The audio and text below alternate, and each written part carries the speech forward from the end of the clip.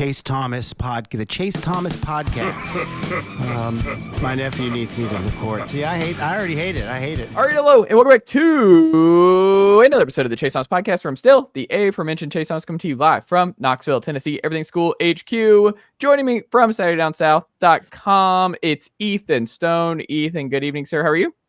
Yeah, Chase, I'm doing well. Me and you talked a little bit earlier, waiting for Ryan to, finally show up after doing his important journalistic duties. But yeah, man, I'm ready to talk some ball and whatever we get into, man. Jet flying Ryan, did you see the picture of the jet in the group chat that he dropped when he was in Canada? Like the Schumpert family group chat, like the Schumpert Park situation must be going really well, because what Ryan Schumpert flew out of the country on this past week was pretty absurd. But shout out to the Schumpert family, because I mean, they don't call him Jet Flying Ryan for nothing. Ryan Schumpert of Rocky Top Insider. How are you, sir? I'm doing well. I see your time at Fan Runs really rubbed off on you, because that's Russell's favorite joke, the RTI private jet. But no, myself. Wait, what is the joke? He always goes, if I'm on the show like before an away game, you just or you hopping on the RTI jet to head to Fayetteville this weekend, or RTI jet to head to Norman. Yeah. But he doesn't know it actually exists. I wish it existed. Also, you know what's funny? When you told me you went to Canada or whatever this week, and it's one of those places where we just say Canada, and Canada's this vast place, and it's just funny to me. Like, to other countries, when they come in, we're going to North America, we're going to America, and you're like, well, that can mean a lot of different things, and we don't really expand on that. No one says like I'm going to Ontario, or maybe you have to really dive in, but you don't first say I'm going to Montreal or something. You say we're going to Canada for a holiday. Like, we're going to Mexico, and you're like, okay, well, what part? Like, that can mean, especially in Canada, it can mean a lot of different things. But imagine like going to, like, if you're in England or something, like, yeah, I'm going to America for a week. Okay, what does that mean? Are you going to Nebraska for a week? Or are you going to LA? Like, what does that actually mean? Fair. I just think I went to Niagara on the Lake, Canada, and I feel like if I'd said I was going to Niagara on the Lake, nobody would know what I was talking about. So it wasn't like I was going to Toronto or Montreal or Alberta or something like that. So we get it. You're a big fan of geography. Really running down the whole. Named 3 Canadian cities that have professional sports teams. Do you think Quebec City should have a hockey team again, NHL team? Didn't know they used to. Yikes. Bring back the whale. Bring back the Hartford Bring back the Whalers. One of the great logos and the great color schemes in all of sports. Yeah, Hartford. I thought it was Whalers. Is it the Whales? Whalers? No, it's the Whalers, I think. Yeah. Who and was Hartford, right? Quebec City. Was that the? I had their name for a second. What was their name? The Nordiques, something like that. Something like that. Something like that. No. Yeah, Nordiques. Good pull there. Yeah. Good pull. They left in 1995 to form the Colorado Avalanche. Oh, they became the Avs. Interesting. Yeah. I did not know that. You learn a new thing every day. The more you know, like that little GIF. The more you know, with the stars shining. Yeah. What is that from? PBS? Something PBS, I think. The more you know. But we are going to talk all things Tennessee. One of the things Ethan and I were talking about before Ryan jumped on here after a really long time that many of us are still talking and wondering about is that one of the things that I can't even keep a straight face as I do these bits here, but it's the off season here on July 21st. I can't even say like, oh, Ryan's been chomping at the bit to talk some Tennessee football. He's been ready for fall camp all summer. No one's been more ready for fall camp than Ryan Schumpert of Rocky Top Insider. Ethan Stone and I, like, we can talk hoops, we can talk baseball and everything else, and football too. But Ryan's been really avoidant to where things stand with the Tennessee football team. But he can't run anymore, because we're going to talk some Tennessee football here on tonight's show. But before we get into that, Ryan Schumpert, Reese Chapman goes undrafted. I took last week off getting ready for this week and just kind of getting one last little break here on the pod with the radio show and everything else before we get all systems go here in a couple weeks. And Reese Chapman, Dalton Bargo, both go undrafted. Reese Chapman seems like the most likely of the guys to be back in orange and white next season. If he is back, though, I am curious. Where does that move other guys who we thought were going to be another position because we thought Reese Chapman and Dalton Barger were not going to be back? So if you had to like forecast it now based on post draft and Reese in the boat, what does that do for the lineup construction going into next year? Well, I'll say to start, Reese is not in the boat at the time of this recording. I'm not saying he's in the boat. We're just operating. That's what I'm saying. It's an off-season cut. We're operating under the assumption that he is potentially. Yeah, I just wanted to clarify.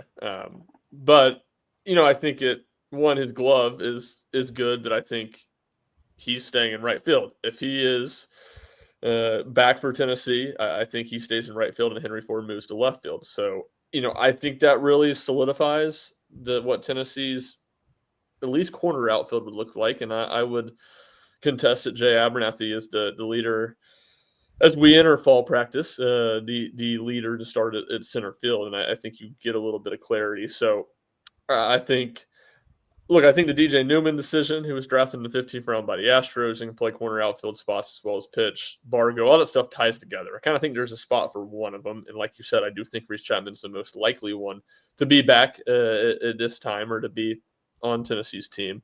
I think it impacts Blaine Brown a lot. I think it makes it more likely that he would be in the DH spot. And his pitching is how well he pitches, how much he pitches is going to be a major impact on that. So I think you would go as far as Henry Ford played right field at Virginia. I think we're kind of penciling him into right field. It would move him to left field, I think. But as far as who would maybe not be in one of the 9 positions, I think it would be Blaine Brown. I think, it affects the infield competition because before I might have said Chris Newstrom was more likely to start in the outfield. Now I think it's more likely Chris Newstrom starts in the infield. So it's just a lot of – Tennessee has so much versatility and they recruit so much versatility that I just think it makes it where there's a lot of moving pieces for Tennessee. But I guess Henry Ford and Blaine Brown would be the two that I think are probably most directly impacted, though I don't necessarily think it bumps either from – what would be my projected starting lineup. So is it a Tyler Myatt versus Blaine Brown DH battle now, potentially, if Reese is in the boat? Yeah, I think that would make a lot of sense. Could they platoon, or are they both bat the same? They're both left-handed batters. Okay. Yeah. I mean, they could technically platoon, depending on maybe one of them hits lefties a lot better than the other. I think that's just where, again, there's a lot of moving pieces. What does the catcher battle look like? Is Stone Lawless forcing the issue, and then that could bump Garrett Wright to being a designated hitter option when he's not catching? You could platoon there because he's a right-handed bat. Does Myatt become a legit option at second base? I think that's the biggest question mark on the team right now.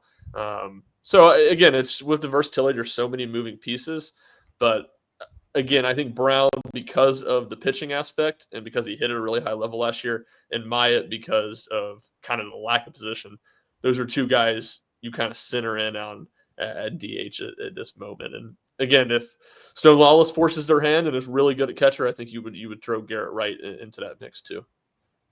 Over under 50% Reese is back next year. I'll say over. Okay. Interesting.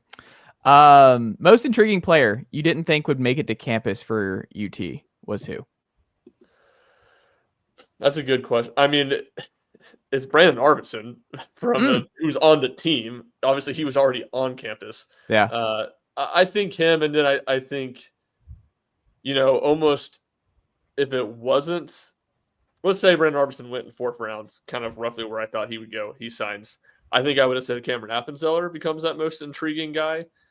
But because of that, and because Tennessee has Mark Hindy, and because Tennessee has Evan Blanco and a lot of left-handed arms, I almost think it's even more just from the competition at second base. Like that, to me, that is the glaring question. Like I won't go as far as calling it a weakness at this point, but I'm not sure what second base looks like. So I would almost go Ethan Moore from the way you phrase it, intriguing. Henry Ford's the most important. We covered that a ton. But I think Henry Ford is kind of cut and dry. He's a guy that's going to start in one of the corner outfield spots and go ahead and put him into the 2, 3, or 4 hole. And, I would wager will produce pretty well for Tennessee. And then it's kind of a good like Ethan Moore, I believe, is a 3-year guy, right? He doesn't necessarily have to start and come on and be the second baseman this year. You're not going to be in a spot where you had to play Manny Marin so much last year. and learn on the fly. You're not going to be in that spot. I would push back about that being why.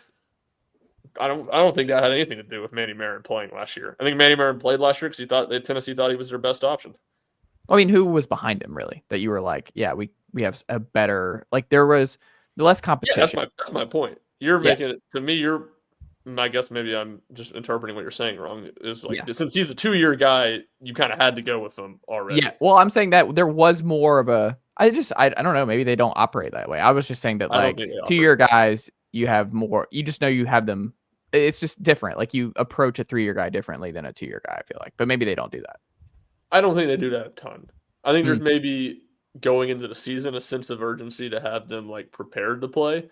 Yeah. But I don't think it's as much as a deal of like once they're in the season, there are these competitions. I don't think they're thinking a ton about, we only have him for 2 years. We got to play him. We only have Tegan Kuhn for 2 years. We have to have him in the weekend rotation. I don't think that is how they operate. Ethan, how big of an addition is who we learned? It's not Ethan Burg. Yeah. It's Aton Burg, who is now officially in the boat here as the 15th roster member. We'll see. We're still waiting as of this recording how many years of eligibility he's ultimately going to have. Seems like there was some scuttlebutt. It might actually only end up being 1 for Burg, but might be 2. Seems like anything more than that would be a huge shocker. But I mean, even 2, you'd feel really good about. 1, it's not the best situation, but it's so great because it's just like you're getting basically a pro basketball player coming over, older guy, shot the ball well overseas.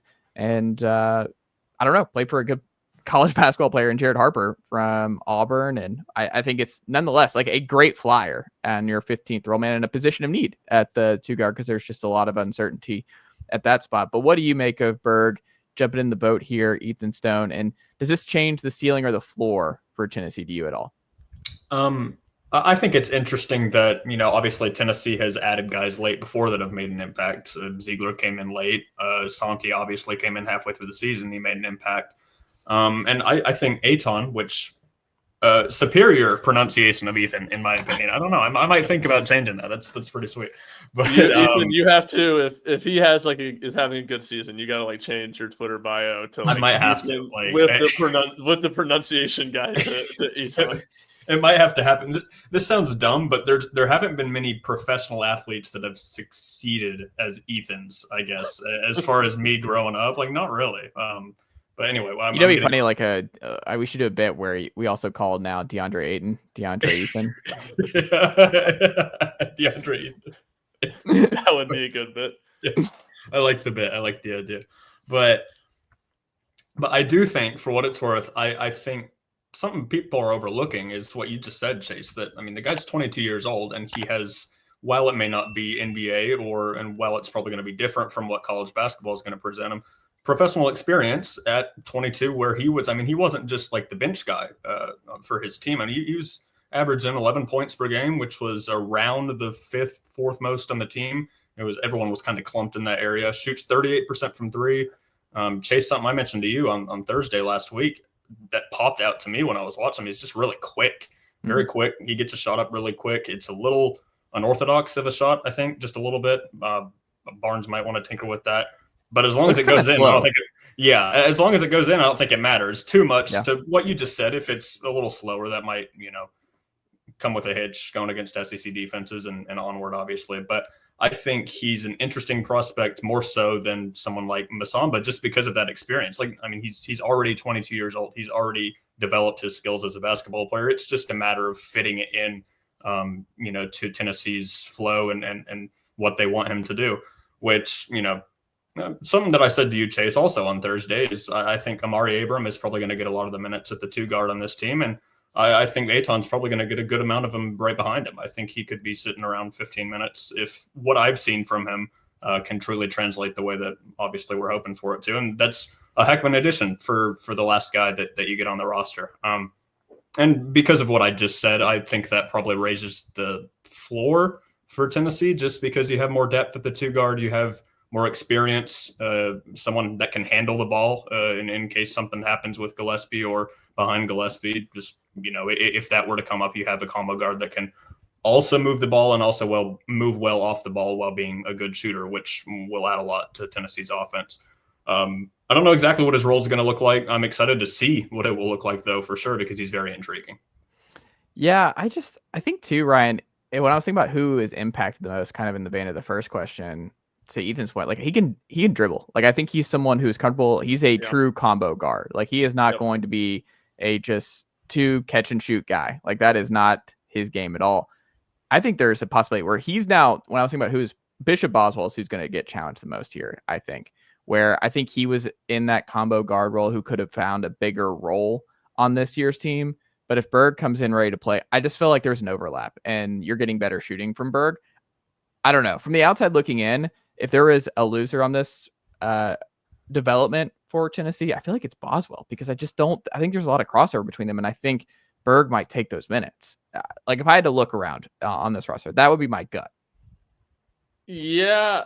The thing I would disagree with there is I think Bishop Boswell's potential to be the best perimeter defender on Tennessee's team. And Burg does not have that. And look, I'm a big Troy Henderson guy. I almost think from the way you just laid it out, I almost think it's Troy Henderson because Troy Henderson is the guy who can handle the ball and shoot the ball well. And I think there's questions about how far along can he be defensively for Tennessee. So I almost, I think it could be that. I think it could be him. I think it could be Amari Abram just from the standpoint of like, to me, you have with Amari Abram and Aiton Burg, guys that have played at a high level. Like, you don't have that with Bishop Boswell. He's not played a lot. You don't have that with Amari Evans or Clarence Masamba or any of these other guys who were new, going to be playing their first time, big-time college basketball minutes. And Burg hasn't done that, but he's played in a very good, professional league. So I think those are the guys I could name a case for. More than anything, I think it's just all those guys. I just think it's another guy you're adding to the competition for minutes. And we were joking about it on the group chat, whatever day it was he committed last week, Wednesday or Thursday, that, it could very much have a feel of Tennessee in 2017, 2018 at point guard when you had a young Jordan Bone, a young Lamonte Turner, Chris Darrington, James Daniel. Darrington kind of got out of the fold by SEC play that year, but those other 3 guys, it was kind of like any given night, whoever pissed off Rick first was probably going to play a bunch the rest of the night. And Rick was very willing to play a bunch of those guys. So I almost think it has an element to be that. And I just don't think there's been a ton of separation of the guys they have on campus right now. I don't, and to me, Burke's just an unknown. I think he both raises the floor because of that experience. And I think he raises the ceiling potentially because Ethan hit the nail on the head. He created a lot with the ball in his hands and was a skilled scorer. And that's a good league. The athleticism is going to be better in the SEC. Can he do it against more athletic people? Can he get a shot off? If he does the adjustment to the SEC, not like Chaz Lanier had where it's like, 5 or 6 games where he's struggling. If those things don't happen, I think he very much could be Tennessee's best 2-guard option. And, if Tennessee just gets solid production from the 2-guard, it would raise the ceiling of this team, I think, pretty significantly because I think they're really good elsewhere.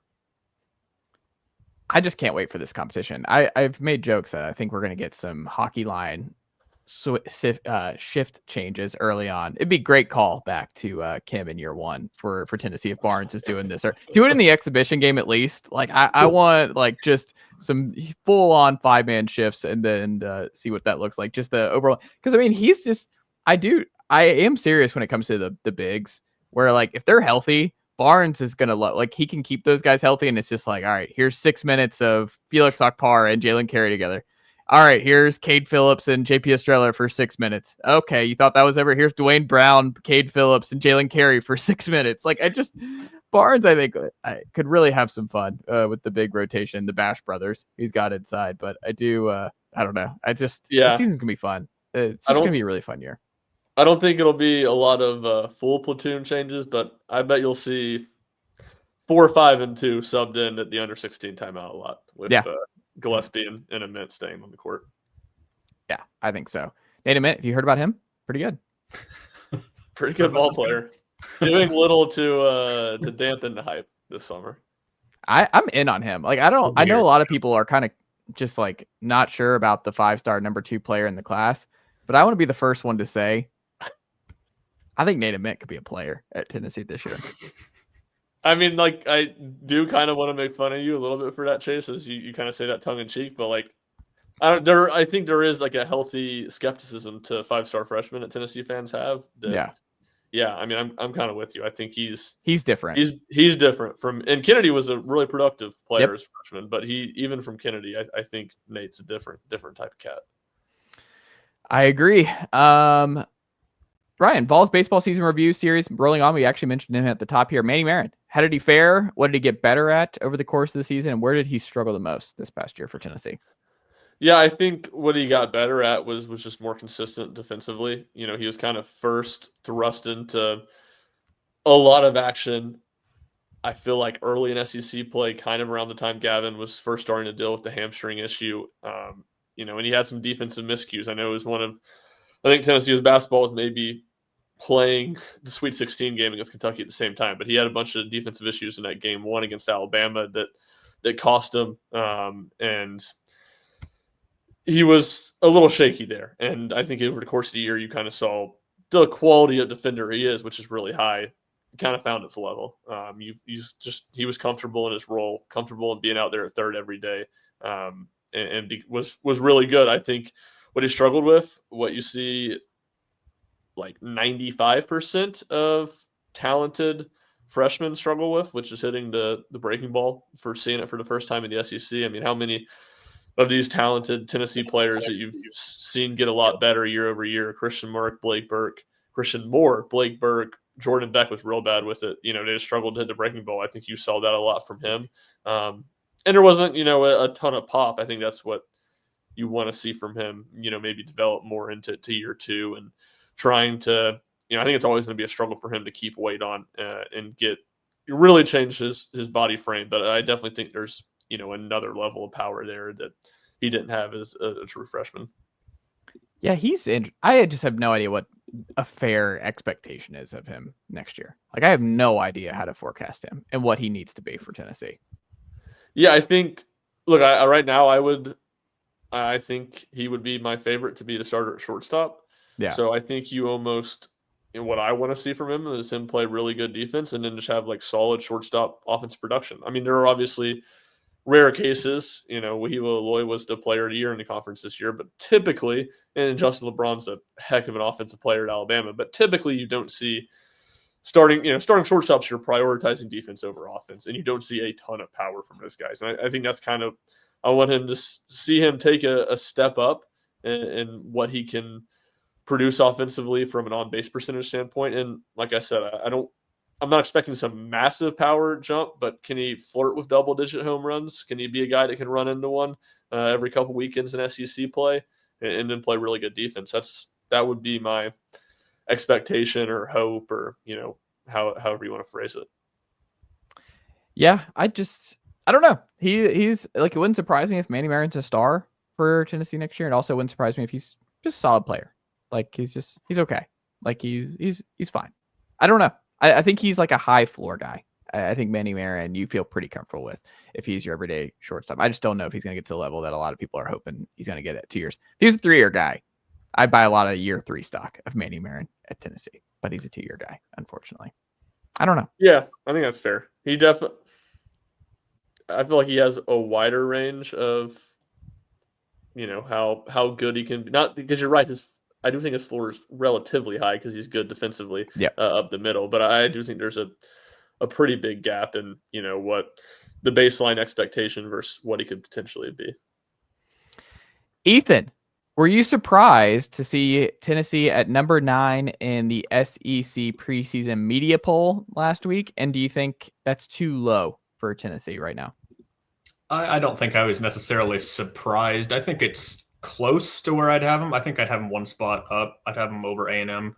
I'd think about having him over Ole Miss. I believe, for those who don't have it right there with you, I think Ole Miss was number 7, A&M was number 8, and then Tennessee was number 9 with Oklahoma at number 10. I think all those are right there in the same area.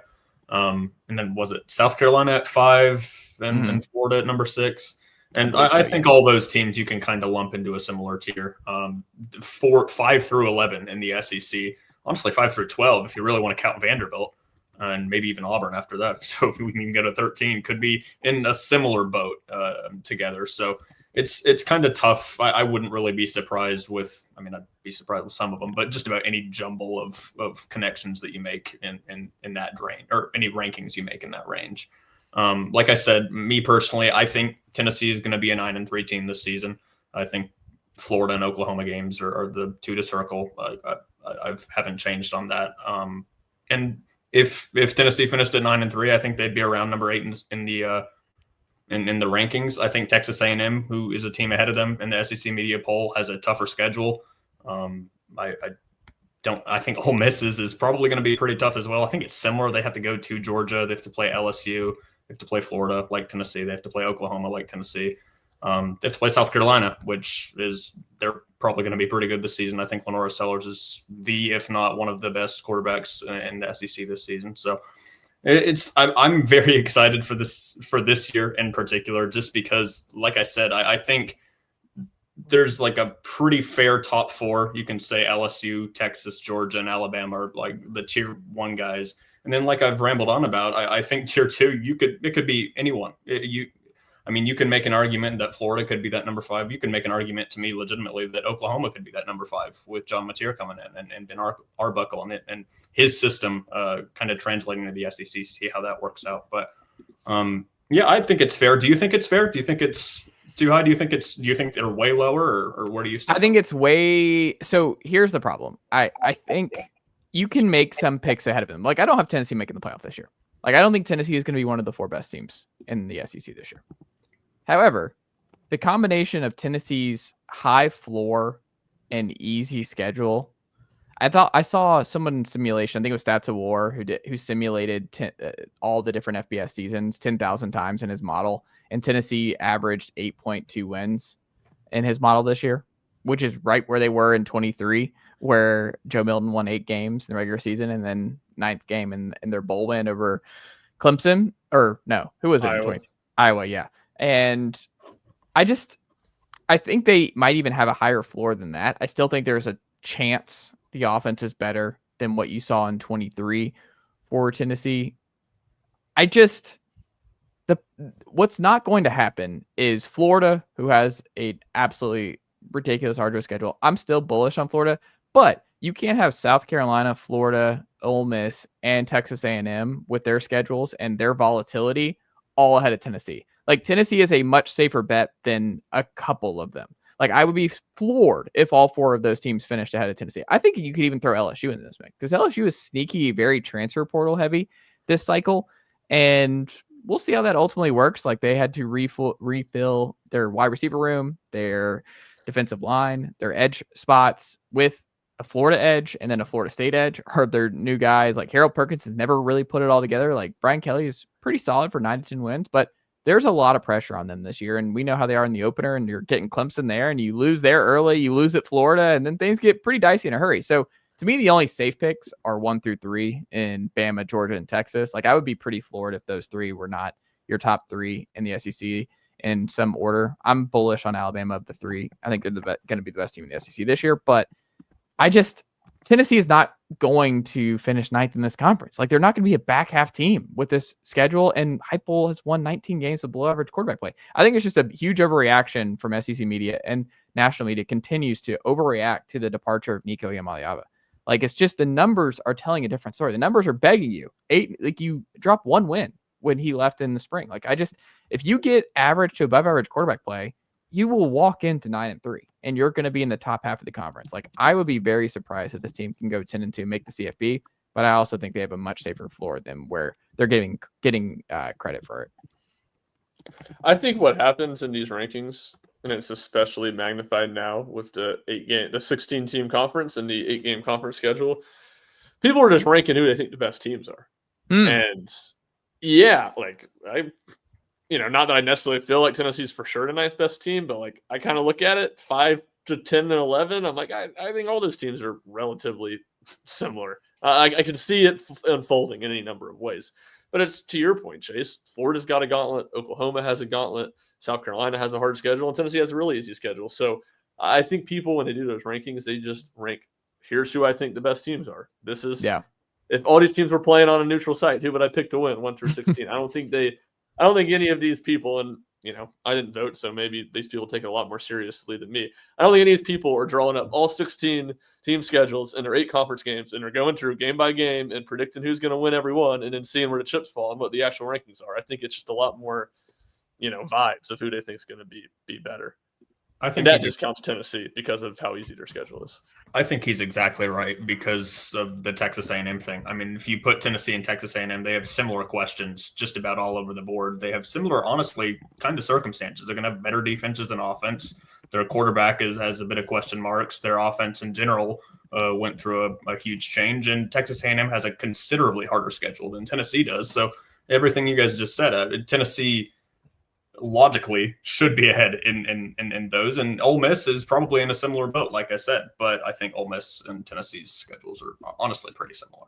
I just think Tennessee's a safer bet than Ole Miss this year. I mean, Ole Miss, new quarterback, they did not have as strong of a transfer class as they had last cycle. They got to go to Athens. It's a tougher schedule. I think Ole Miss takes a slight step back this year. I think they're still going to be okay, but I could see 8-4, 7-5. For Kiffin this year. If he's able to pull 9 or 10 wins out of his hat with this year's Ole Miss team, like Lane Kiffin, there's no doubt. Like Lane Kiffin is one of the best coaches in college football. If he's able to pull it out this year.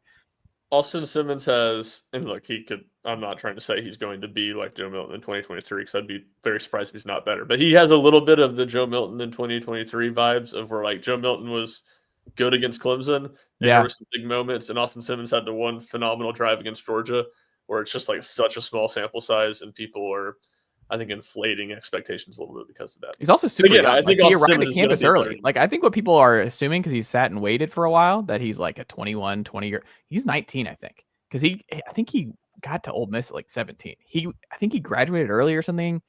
He got there a year early, if I'm not mistaken. And he's also played baseball, I think, too. And he recently gave up baseball to do football full time. It's a great story, but yeah, that's a huge TBD on that front.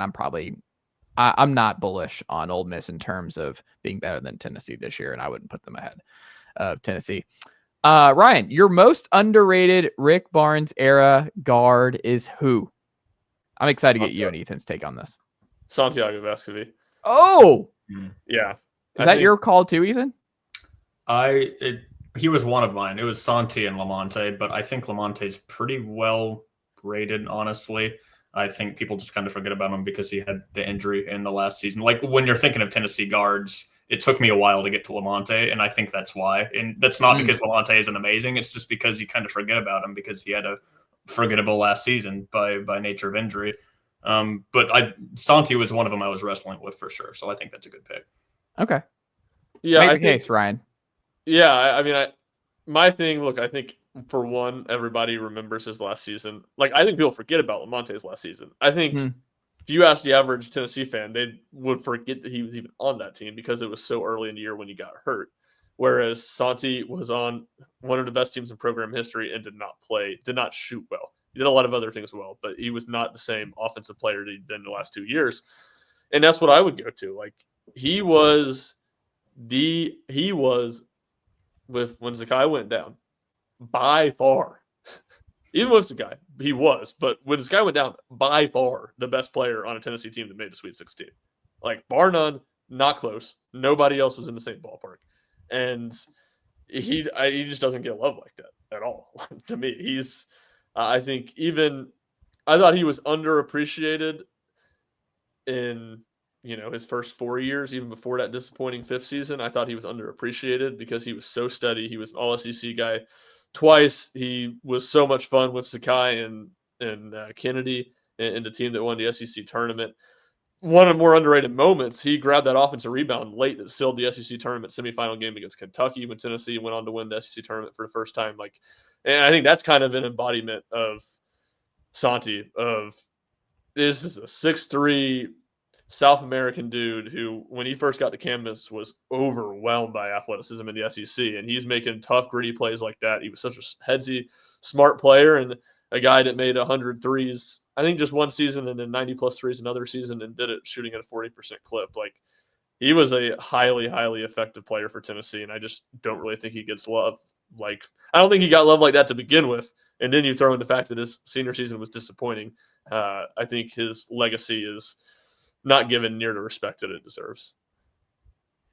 Yeah, and I think It does suck. It's kind of one of those things where it just no matter it's not fair that we just remember the end and not the beginning, and that's just part of. I mean, Brew McCoy is going to suffer from that. I think at Tennessee, where the last year this past year he did not. He was just not the same guy. Post injury, like he never got back to what he was pre injury against South Carolina, where I think he was on his way to a special 23 season. He looked different. He was in phenomenal shape. I thought he was going to be a big time. I thought Brew McCoy was going to be a dude. I thought he, especially with Ramel's issues in 23, once the confidence went away against Virginia, I thought Brew was going to have a good year. I thought Brew was going to be a really good year. Brew was getting off topic, but Brew was hurt by having to be the number 1 receiver. Brew's a number 3. He's a really good number 3. I'm a TBD on 23. They threw for like 90 yards against Austin Peay, man. Like, that was tough. That's not a Brew problem. That was not a Brew problem. Yeah, you're right. That was not strictly. Brew does not deserve the brunt of the criticism for that. But if you're acting like he's going to have a breakout year, was the quarterback going to be different all of a sudden? Were they going to make quarterback change? Like, he just looked different. I don't know. Brew just looked like I thought 23 was just going to be a really good year for him. But either way, like it just does. It did not. The point being, like, it's just you remember the last thing, the last visual, and Santi did not mesh well offensively with Dalton. And I think it's hard. Like Santi was like the engine. Like I can only imagine what it was like for Santi because he was the one who was creating, who was shooting threes. He has had to carry so many different roles at Tennessee over the years. Yeah. With injuries around him, things that were that were not his fault. And I just felt like, to your point, I think he was kind of he was an easy target, and I did feel bad for him in terms, because I think a lot of guys, I mean, even like missing some late free throws in key games, like it was just, I don't know. I felt bad for him because he was good. Like the minutes that you don't remember are the ones where he's like, you look in a random game where it wasn't, highly publicized or whatever. It wasn't a great game, but then you go through and you look at the box and he's like a +8 and you just look at like, he was still good. It's just, you remember the bad moments a lot more with Santi down the stretch that final year, but there's no question. He was an exceptional guard for Tennessee for 4 years. Like Santiago Vescovi was a very good guard who meshed really well with Tennessee and made life easier for guys like Zakai when they were younger and coming along and getting more acclimated. He made it work with a lot of different types of players around him. Like Santi was one of the lone constants with a sea of change around him. And I think he handled the addition of a guy like Dalton, who is just a 30+% usage guy, who's a flamethrower and obviously the best player on a team that was one of the maybe 3 best teams in the country that year, and did the best he could with it. I can only imagine what that was like for him, especially with the shooting woes and just finding his footing. So I agree. Like I wish more people had a positive memory of Santi, because I think he was a really great player for Tennessee for a long time. Yeah, and I think to your point about the missed free throws, those were in the year before Dalton. So I think that was a really good point, because I think that was one of those things that contributed to him being underappreciated. Yeah, people did not think he was clutch. There was a whole clutch, like they don't want him at the line. They're just worried about him in big moments. Yeah, he was. And even one of those, I can't even remember who it was, so I don't even have to. One of them was Vanderbilt. Yeah, no, but I was going to say, one Vanderbilt, Julian Phillips just dunks a wide open dunk, they win that game. The next one was against Missouri. I can't remember who had the lane violation. He missed the second free throw, but it didn't matter. It was a lane violation anyway. And if the lane violation doesn't happen and he just misses the free throw, Tennessee wins the game, because it was 2 seconds on the clock and Missouri was out of timeouts. So getting a rebound and advancing the ball to shoot a shot is way harder than being able to, run a play when you're drawing it up on from an inbound. So even those moments where he wasn't clutch, like extreme bad luck, that, I would say I think it was him. The biggest mistake Santi made in those 2 games is he left, shooter in the corner for Vanderbilt on that last possession. That was to me, that was the bigger mistake than either of the other ones. The other one, there was a bit of bad luck mixed in with that led to Tennessee still losing those games. Man, that started positive, and then Ryan just really went down the Santi rabbit hole here of the miscues down the stretch. Ryan, I thought this was going to be a positive conversation. The one miscue. The other things I was defending him on and saying if he got really bad luck for it to have actually, there were other circumstances that led to Tennessee losing those games where he just gets pointed as the lone reason Tennessee lost. Also, all-time great in shape guy. Santiago Vescovi running around, man. That dude had some stamina. He has to be Barnes' best off-ball mover. I mean, Yeah. him or Chaz, like one of the two of them. I think he worked more than Chaz. Yeah, it's Santi by 4. They were showing Chaz Santi tape to try to teach him how to move more. And that's where, to your point, Chaz, or your point, Chase, then it was just, Dalton was so good, it was just stand around and watch Dalton play. And Tennessee wasn't running off ball. And that's what, I say it all the time in transfer portal season. It's not football and baseball are talent acquisition games. Basketball, you got to get guys fit together on a roster. And I think that was that perfect example of all of a sudden you're asking Santi not to do what he was so good at for multiple years. And sure, he still should have or could have been better, but it's a lot harder said than done. Yeah, I think by and large, now that folks, you should look at Santi in a positive way. I think we all agree, and that's what we just said. Look at Santi and the Santi era as a positive time for Tennessee basketball. I miss watching him play, and he'd be super helpful this year. I would gladly take Santiago Vescovi on this year's team. Yep. Gladly take. That would be nice. That would be nice. Yeah, I would gladly do it. Final one here. Ethan, which Vol freshman do you think, or do you hope, generates the most buzz in fall camp starting next week? I looked at this from two different angles, so I have two answers. From it would help the team overall the most if this particular freshman is generating buzz in fall camp. I'd probably say David Sanders.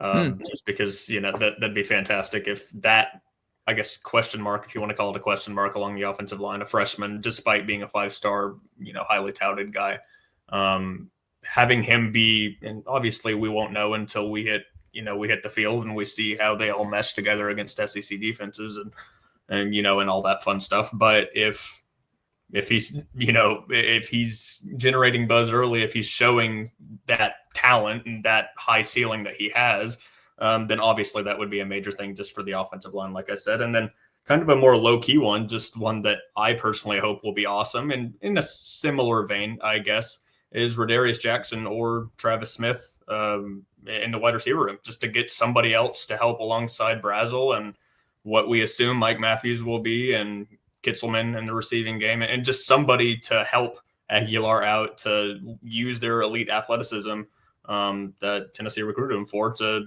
go help him. And, obviously it's a freshman receiver moving into the SEC, so there's always going to be questions whether or not he'll even be able to do that, how much he'll be able to have. And I'm not saying Jackson or Smith is going to put up, 1,000 yards in the SEC this season, but get them to 400, 500 yards just to be enough to help and get Tennessee's offense moving in the right direction.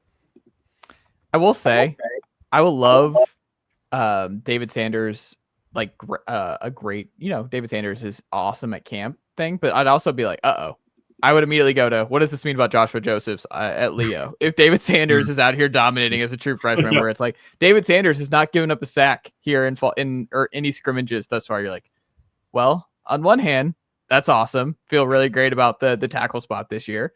On the other hand, what is this pass rush going to look like? Because I don't necessarily love that David Sanders and Lance Hurd are out here stopping Tennessee's pass rush, which lost a lot of production from a year ago. So I don't know. That's a what is that expression? Chicken the egg? I guess you could say that kind of both ways, though. I mean, if Rodarius Jackson, for example, is cooking boot, then you're like, are we okay without Dramad here for a couple of weeks? Yeah. That's just the thing with fall camp. Every good is there's always bad. I do think the receiver aspect to defensive backs are more proven, or to corners at least are more proven. Yeah. So it's you're not quite as worried. You're right, the Dramad element adds an extra bit.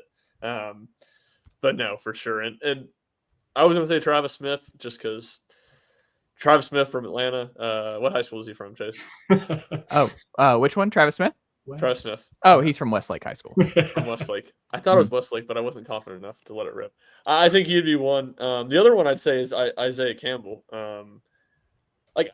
It's a Rodney Garner group, so I'm not actually worried about it, but they're a little thin for my liking at defensive tackle, or just in the interior in general. So he would be one that, if he's the guy that they think can play some snaps. Doesn't have to play a ton. Doesn't have to be a star, but just contribute as a freshman. I think that would make me feel better about their depth on the defensive line.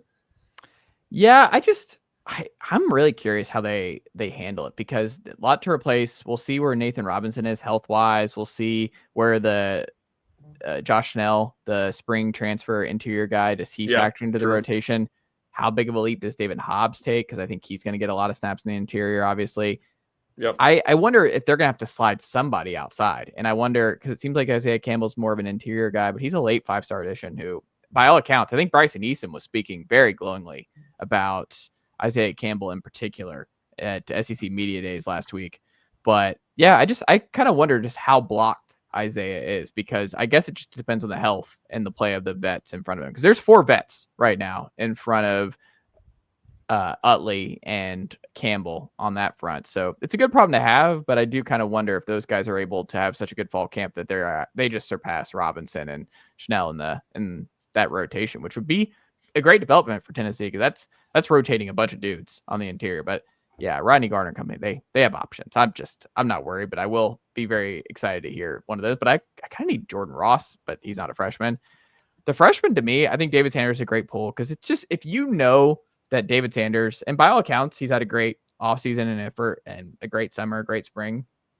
If you just know you've got it locked down, and he's like that big of an investment and that big of a recruiting win to get him over Ohio State down the stretch, and you just know that you have your right tackle of the future this year and your potential left tackle anchor for 3 years, it makes you feel better about Faison next year. It makes you feel better about the quarterback position this year. It's just, you can't understate how important tackle is and how much it will help a young quarterback's development if you feel good at tackle at Tennessee for the next couple of years. So, I mean, the answer just has to be David Sanders to me. But, I mean, receiver would be Rodarius would be fascinating. To Ethan's point, I kind of wonder, I don't know, maybe Leo, maybe like Christian Gass and or Marion Dye. I don't know, because I just think you have so much unknown and uncertainty at Leo this year behind Josephs. I mean, Josephs has to be a big sack guy. Like, he has not been that yet. And by all accounts, like, PFF loves him and he's a good player, but he's got to be, the sack numbers have to rise, because there's not proven guys behind him. There's not, like, James Pierce is gone. Omar Nurman-Lott is gone. The big Tyler Barron is gone. The production at actually getting the quarterback down is gone. Doesn't mean you don't have capable guys, but like pass production is gone. So I kind of wonder what that rotation is going to look like, because Caleb Herring has shown you nothing to this point, and he's going to have every opportunity. Jordan Ross hasn't shown you anything yet. He's got to show you something. Big time pedigrees, blue chip guys, but I don't know. I wonder if those freshmen are going to push them. I would say it would be worrisome if I was hearing a lot about Christian Gass and Marion Dye, because I think that would be a bad sign for what Caleb Herring and Jordan Ross are doing. And those are, if you're talking about guys that can actually step up there and be above average good SEC edge rushers next year, or this coming season, I don't think it's those freshmen. Who else might be the other one? Don't see that much. Maybe it's like a Trey Poteet at corner, just because you're just kind of thin there, and we don't know what Dermod's timeline is, and you might have to go young sooner rather than later. You don't know how quickly Colton Hood is going to get acclimated and ready to go. And I don't know, you might have to play a freshman if you get one more injury there. Yeah, I guess if you get another injury, I don't. And you want to feel comfortable at least one of these freshmen that can come in and help you a little bit. So maybe like if Trey Poteet has some buzz in fall camp, I'd feel pretty good. Yeah, I think to me that would continually be a more long-term thing. Ethan Stone, what can the good folks check out from you and the team over at SaturdayOnSouth.com this week? Yeah, a lot of the same. Just waiting for the start of the season, waiting for fall camp, waiting for more college football. I'm not going to be writing anything this week, I don't believe, but folks at the news desk for SDS and Saturday Tradition will have full coverage of whatever's going on this week, football, basketball, and whatever else. What about you, Ryan Schumpert, over at RockyTopInsider.com? Yeah, check it out today, Monday. I talked to Landon Mack and had I thought a really interesting conversation with him. Really impressive kid with his mindset and really kind of leaning into the fact that Tennessee did not guarantee him a weekend starting spot. And again, I thought he was just super impressive. So stuff on that, plenty of other stuff that comes up. I think later in the week I'm going to have my annual ranking Tennessee football's games 1 through 12 in the order of most importance. That's always a fun story to do. And then I'll plug RTI podcast. We're launching it back up after a couple week hiatus tomorrow. Fun one. Mount Rushmore of Tennessee wins during the Danny White tenure. So that should be a fun one with Ryan Sylvia getting in the fold for the first time. And I'm looking forward to recording that. I got a list ready to go here. Wait, is it just you and how's that going to work? Are you just going to go Ryan? Good point, Ryan. I think it's just got to be Sylvia and Schumpert. Like I don't. Yeah. It's tough. I mean, we're both Ryan S too. I mean, yes, you can't. There's no getting around it. Like it's got to be Sylvia and Schumpert, I think. Yeah. Or Sylvia and Schump. Ethan Stone, Ryan Schumpert, always a pleasure, and I'll talk to y'all next week. Nicely done, nephew. The Chase Thomas Podcast. Hell yeah.